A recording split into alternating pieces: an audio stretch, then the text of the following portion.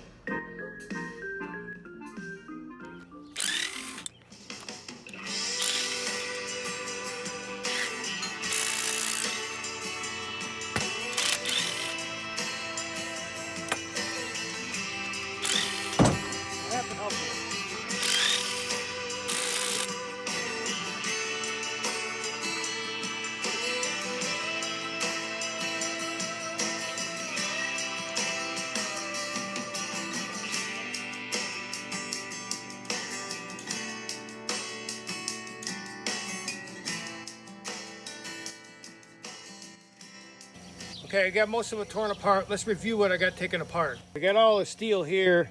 I still have to take the transmission apart. I'd estimate at least a couple 100 pounds of steel. This is all the copper stuff that can be salvaged. Still has to be worked on. The alternator and the starter. There's probably 2 or 3 pounds of copper in all this. A little bit over 15 pounds of aluminum recovered. I still got the transmission to take apart and the pistons.